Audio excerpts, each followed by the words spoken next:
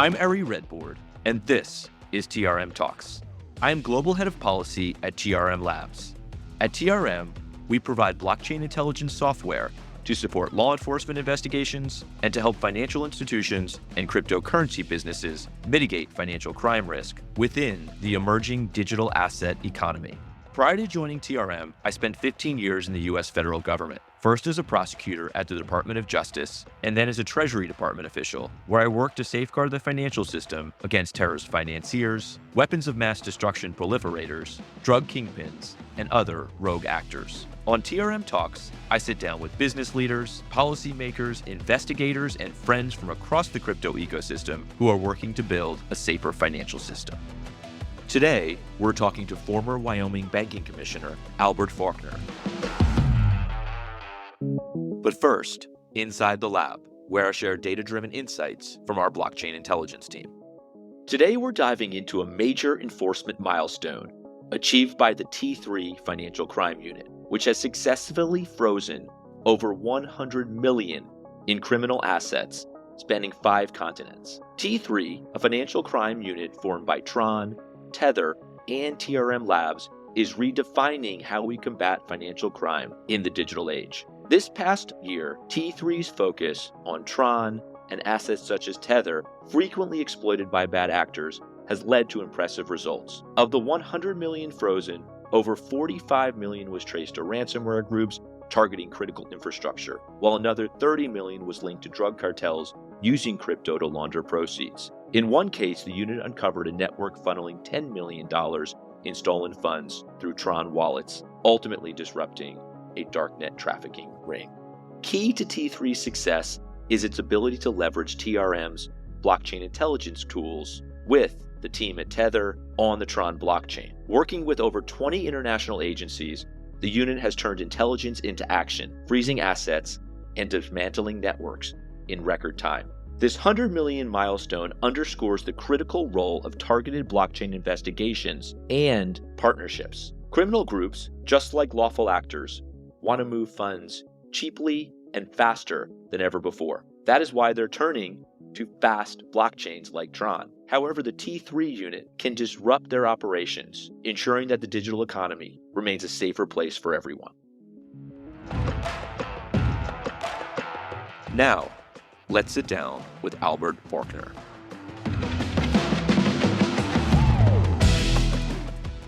Albert, you are now in rarefied air, multiple TRM Talks guest. So very excited, super honored to have you on again.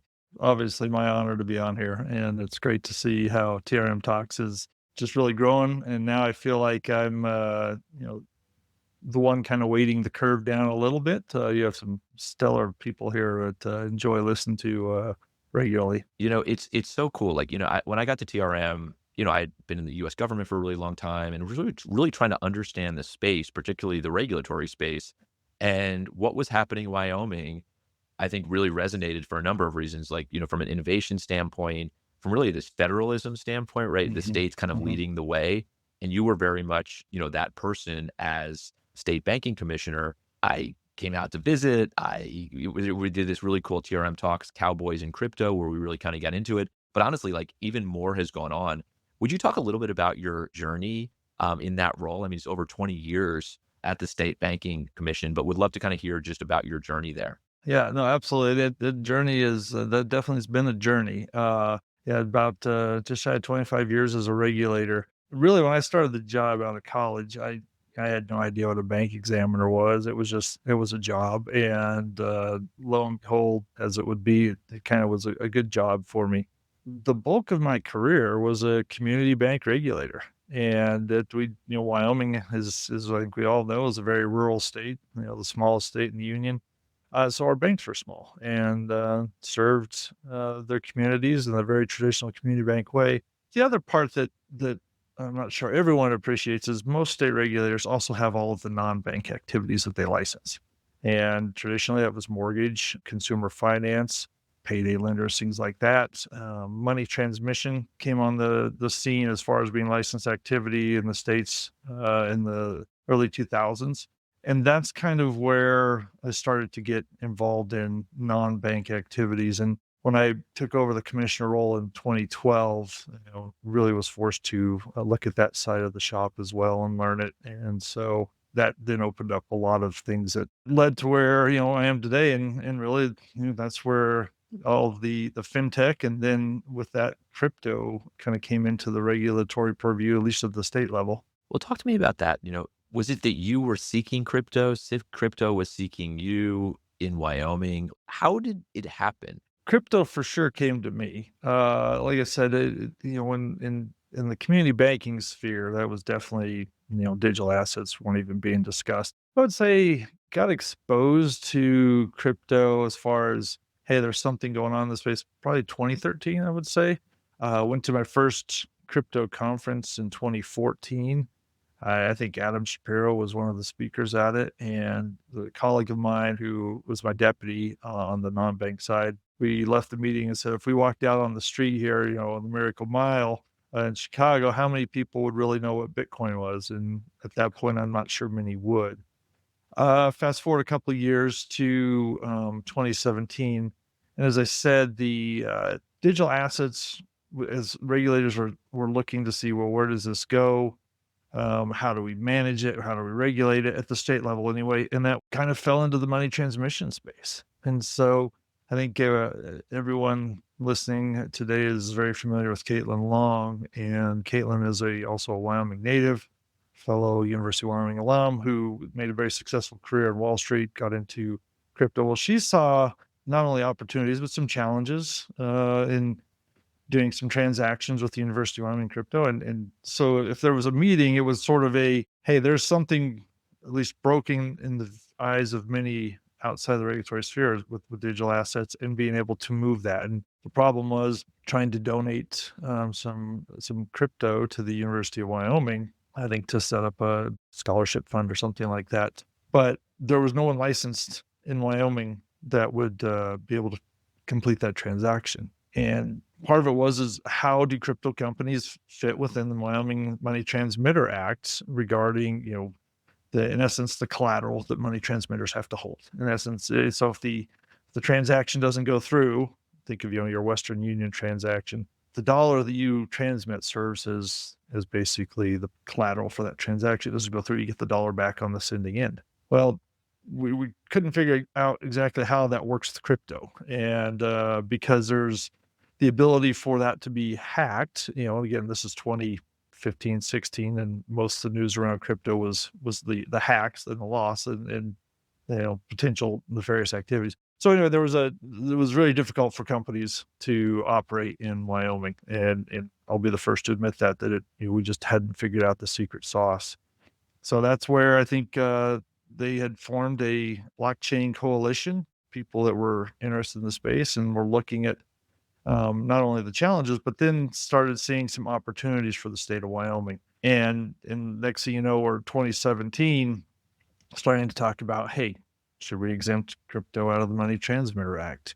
That way they can do it. And that was the first of many discussions that ensued after that. And I think why Wyoming was two things, Caitlin's home state and a lot of people in the state were like, hey, we can do this, but it kind of fits in with the somewhat independent spirit, I would say, that Wyoming has always had from the beginning, of statehood, is find a way to get things done. And if in this case, in a regulated environment, or I guess one could argue back then, unregulated environment, how can we do this? How can we make opportunities for businesses, for consumers? But then my thought was, well, how do we do this safely for consumers? And that's something that kind of took pride in is in my career, trying to find ways for our community banks to get past regulatory hurdles if we could.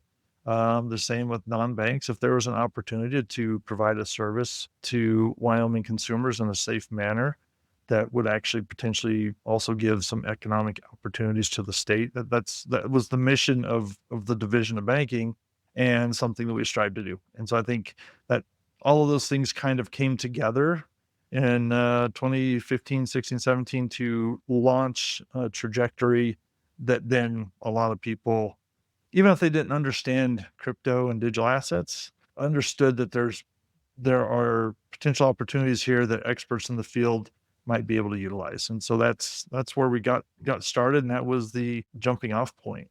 It's such a cool narrative. What was the first hurdle or what was the first thing you wanted to solve? And then how did you kind of work on that? Right. Well, it was definitely looking at money transmission licensing for exchanges and how you manage that. Probably was part of killing the original bill in 2017 because there was actually two competing bills about how crypto and money transmission would, work in Wyoming. There were a lot of questions on both sides. Do we make it just a buyer beware, or can you put rules around it that, but still make it difficult to get licensing. And so, wasn't really ready, I don't think, in 2017 to fully embrace it. And also myself, I was still trying to figure out, okay, what are all the risks? And they were many. But yet, how do I ensure that consumer protections are still in place, allowing this activity? So that was 2017. 2018 is where I think we had discussions the interim between the sessions. So the summer of 2017 going into the 2018 session, ironed out some details, got the exemption in place for crypto. So basically exempted those activities out of the Money Transmitter Act. And then the Utility Token Act, which, identified tokens as personal property. And we started to think about, okay, what are the challenges that we're seeing at the federal level? And there still wasn't a lot of outward discussion, I don't think, but those operating in the space, those companies that were maybe not even exchanges, just kind of blockchain based activities, distributed ledger type companies were having trouble in their banking, maintaining banking relationships. If they could get one open, you always run the risk of opening the letter in the morning saying we're closing your account in 30 days due to activity that is outside of our risk parameters. So then 2018 started the discussion of the special purpose depository institution and also defining crypto custody, incorporating that into crypto into the UCC, so sort of appending it. That caught the attention of the Uniform Law Commission for sure, and which fast forward that now looks a lot like what Wyoming did in 2018-19. So that was probably the giant leap, kind of one small step for man, one giant leap for mankind is in the crypto spaces. The 2019 when Wyoming passed the legislation for allowing for custody of digital assets and also creating the special purpose depository institution. A number of other things were going on. I guess I should back up. In 2017, the Wyoming Blockchain Task Force was created.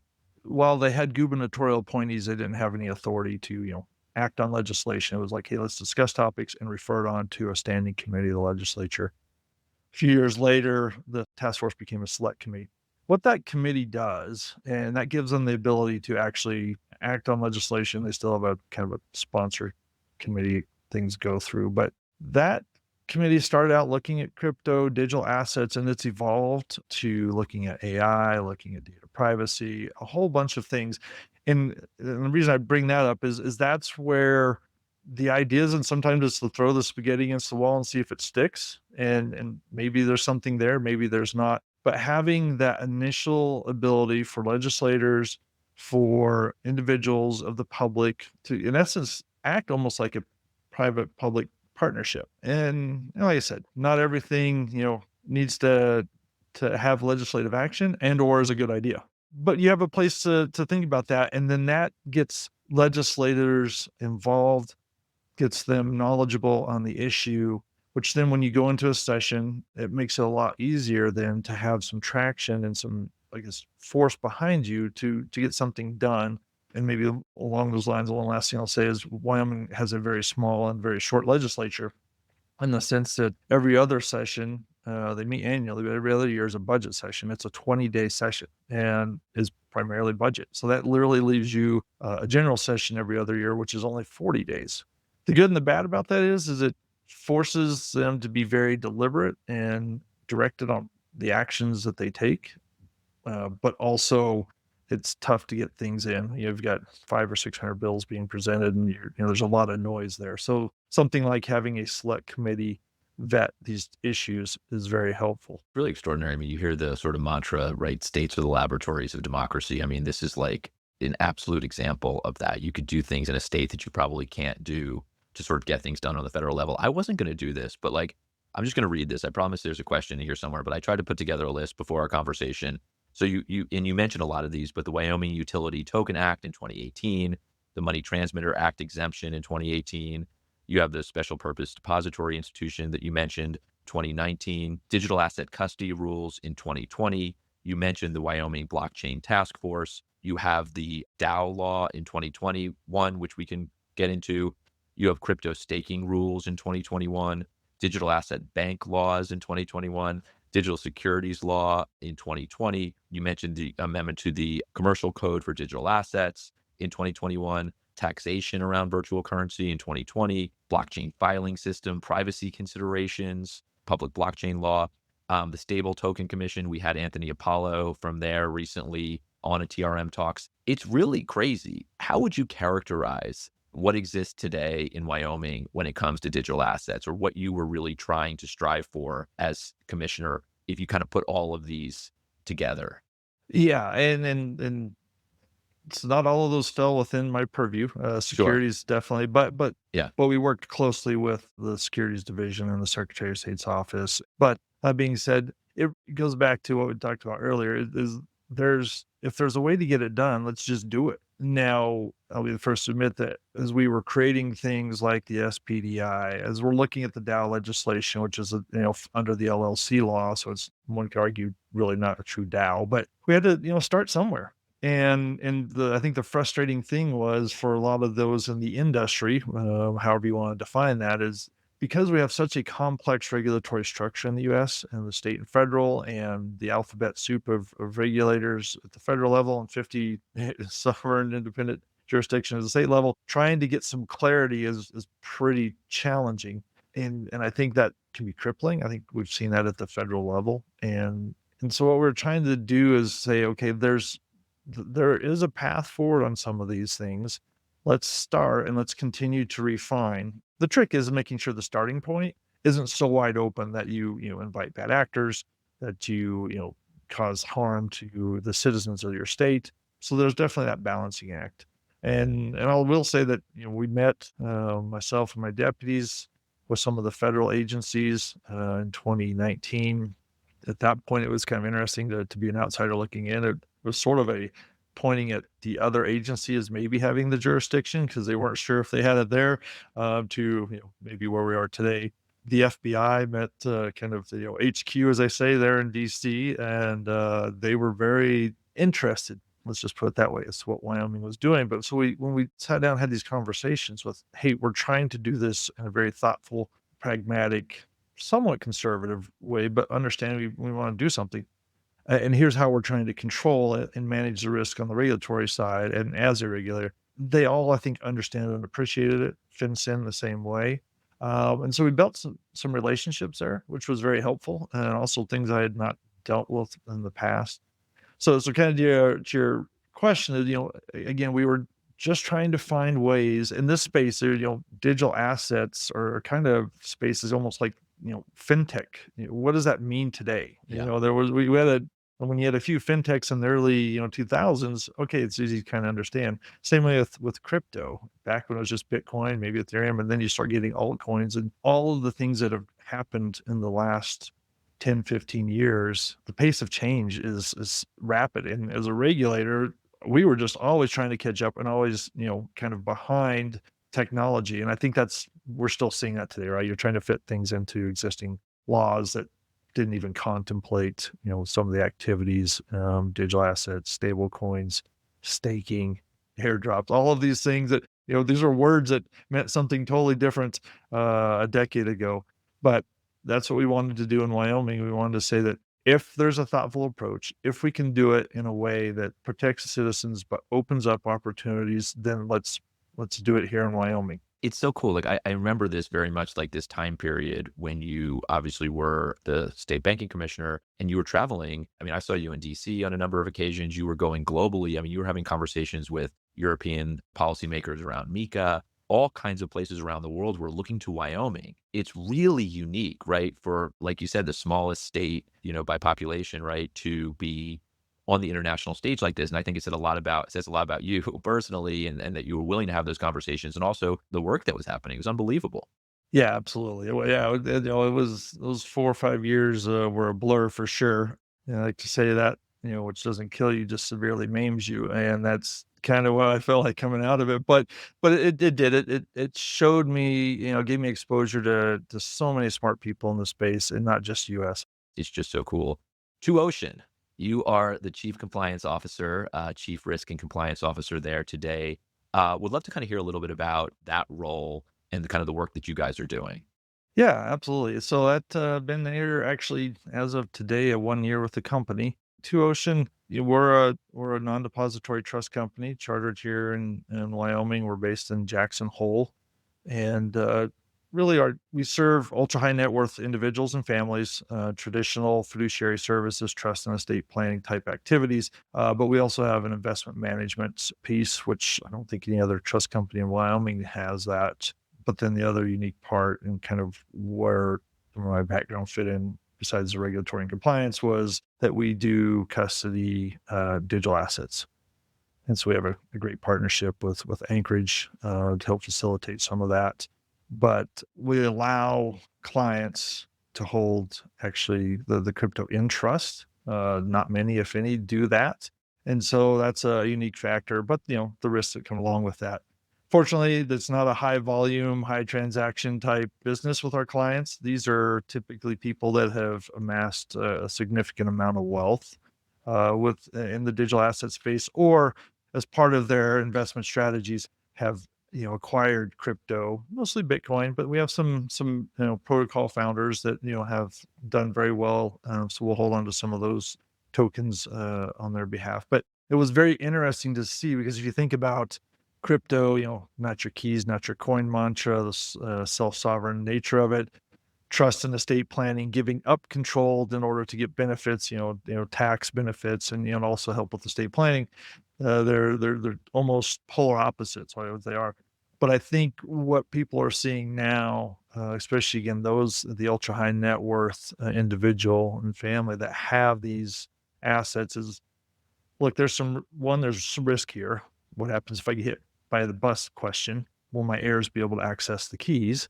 But also, is it really smart for me to have it kind of concentrated on my own hardware device, things like that? So we, part of it is we talk about, okay, if you don't want to give them all up, put a portion in trust to ensure that that your heirs have access to the assets, and we will manage that as a custodian. But if you also want your those on your own storage, great. I think what Wyoming did recently in the last legislative session, and talking about how we continue to push the envelope in this space, or at least think about solutions to problems, is some of the bankruptcies that we've seen in the last few years with the non-banks, that people's funds are tied up. If they get them back, they're tied up for years in the process. Because the question, especially on digital assets, are they part of the failed institution's estate or not? And so we passed the law, it went into effect July 1, that while it's federal bankruptcy court, and they don't have to look at the law, but I think we all know that courts tend to look for any sort of clarity or direction as possible, especially in bankruptcy, is that we said that these assets, if they're under a proper agreement, that those are outside of the estate of the failed institution. So in our case, if Two Ocean were to go belly up, the court has clear direction that these were never intended to be part of the estate and should be returned in a timely manner to the old owner of the asset. We're still a small growing company, been around for, I think this is our 5th year now. So each year we're kind of dwarfing the prior year, but so the growth curve still looks good, but also finding opportunities for those in this space. And we partnered recently, did a release with Hashnote and Anchorage about a yield product. I love it. It seems like it really is like a perfect fit. We had Rachel and Drika on from Anchorage recently, and we really went pretty deep on sort of the way they look as the really only federally or first federally chartered crypto bank, how they really have leaned into compliance. They're frankly, one of our oldest clients and folks that we've been working with for a really long time. And they built, compliance first as critical infrastructure. You're in a different situation as the CCO at Two Ocean. How do you think about risk and compliance when it comes to crypto? Yeah, absolutely. There are so many, risks to try to manage, operational risk if you're an institution. Of course, you've got the BSA, AML requirements. I think some of the challenges in the past and probably still continue to some extent are the idea of, well, how much does a company even have to comply with? What's applicable? What's not? What does that look like? What's a robust, BSA AML program look like if you're a large exchange, or if you're an institution, federal or state chartered, in our case, and I think Anchorage is, because obviously we have to look at their compliance program and very comfortable with is, are you meeting the basic pillars of BSA AML? How does a Wyoming business in a completely landlocked state end up with the name Two Ocean? That is definitely a topic of conversation, but actually north of Jackson Hole and just south of the park in the Bridger Teton National Forest, there's a geological phenomenon along the Continental Divide called Two Ocean Pass. And there's a creek that runs into it. It's called North Two Ocean Creek. And on the divide, at some point, it'll actually split. And then part of it goes to the west, and that becomes Pacific Creek, and the other part goes to the east into the Atlantic. And so Atlantic Creek, and there's a Two Ocean Lake up there. And so one of the founders has spent a lot of time in the area and kind of hiking and backpacking that area. Just loved it. It's beautiful. It's very remote. If you like bears and bear encounters, that's the place to go. That's how he decided to come up with the name. And we created a custom conference table that kind of depicts the parting of the waters area where that occurs. Oh, that is really cool. I would love to see that. As we kind of wrap up, I do have one question I wanted to make sure to ask, and that is, I came back from ACAMS in Vegas recently, which I know we've both been at together over the years. One thing that happens almost every year there is folks walk up to the TRM booth from community banks in particular, or small state, local banks, and they never really come right up. They're usually like 2 or 3 feet away and saying, crypto, we're just not, our clients are asking for it. We're really not sure here what to do. I feel like you have unique insight into like how community banks may be thinking about not just crypto, but like emerging technology. Yeah. The conversations I had when I was still commissioner, and probably started in 2020 with our community banks, was, none of them were going to get into the space. A lot of them were very skeptical. Heck, even, some of my state regulatory colleagues were skeptical. The Fed, we had meetings at the Fed board one time, and I was talking about things going on in Wyoming digital asset space, and they looked at me like I was crazy. But the conversations were, okay, I get, as an institution, one, you're probably not even allowed to. I'm not sure I would allow the banks to do much with this, but you have clients that are now starting to trade crypto, and so they're interacting with these exchanges. And so you have funds coming in or going out of the bank that are tied to crypto. And again, we know what the risks are. So manage that. It was really around BSA, AML, kind of, know your customer type discussions. Fast forward, there are some definite headwinds in the banking and crypto space. Put the SPDI charter aside.